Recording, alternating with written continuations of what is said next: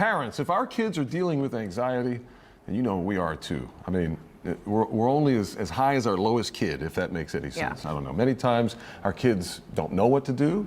Sometimes they don't even really understand what's happening to them. Right, and as parents, how are we supposed to know what to do or how to help? Those are some big questions our Daniela Guzman is asking.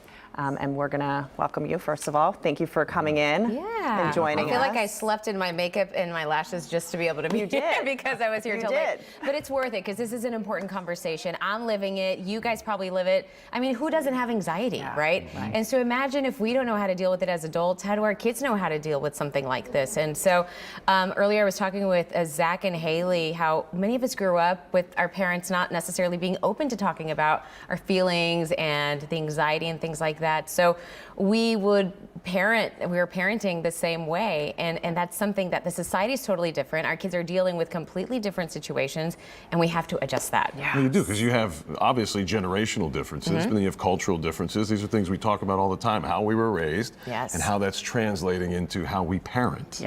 And we usually pick up on what our parents did, right? And then we kind of do what they did. But I would always say, I'm not going to do what my father or my mom did. And then you find yourself doing the same things. Right. And so that comes, the story that's airing at 10 o'clock is great because it gives you really great steps. We all know anxieties exist. It's nothing new. It's raw. It's really real. And it's scary sometimes when we see our kids have these panic attacks or these meltdowns. We don't really know what to do or what to say. And sometimes we do what's called dismissive parenting. And I don't think we do it on purpose, but it's like, we say things like, why are you always shy? Or why are you always, acting like this? And so we create this gap of lack of trust between us and our kids. And that doesn't allow them to feel safe to come to us. And so, so tonight, this expert talks about what exactly we have to do. I'm the type of person where you just got to tell me, I know what the problem is, now what do I do? And so like, what's the recipe? What are the ingredients? And so he really walks you through some important ideas and some that I haven't even heard, because we've heard this topic before, on TV and stuff like that. And this dismissive parenting is something that is not helpful. And I think sometimes we say things out of frustration. And what we can do, I think, and identifying that and helping our kiddos manage that is really helpful. But now you talked with other parents too. I know you reached out on the internet or Instagram to folks and said, hey, what do you do? How do you handle it? And I think before, we have a clip of that, right? Oh yeah, here it is. Here it is. We can run the clip.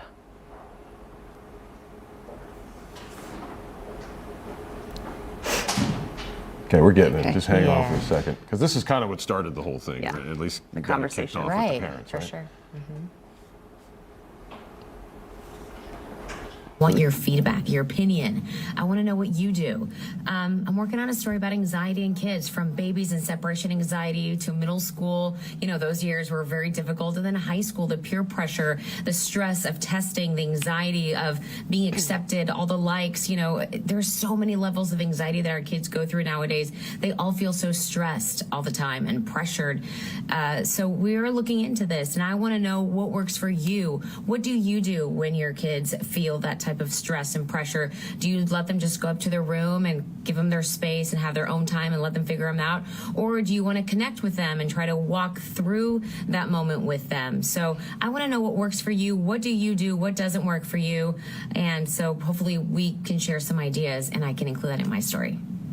I really love this because what do we do when we sit around with our friends? We talk about our kids many times and what they're going through and what can we do when we share. And so this was, for me, asking our viewers, like, what do you guys do? And sometimes when we share those ideas, it doesn't necessarily mean what works for one kid will work for another kid or for one parent, but the ideas help and they spark conversation and sparks ideas.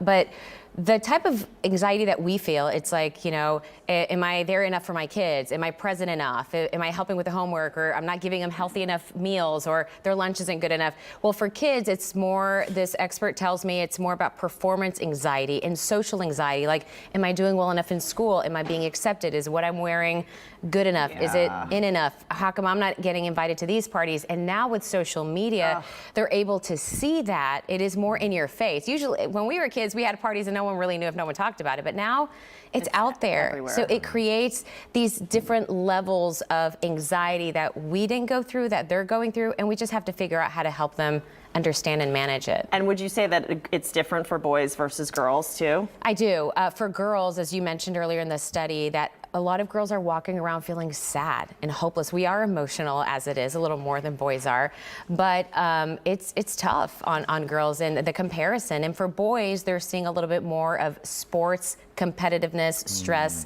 and academics as well. So some of those pressures have always kind of been there. Yeah. Maybe they're made a little worse by the internet, the ability for people to text and send pictures and other things. Yep.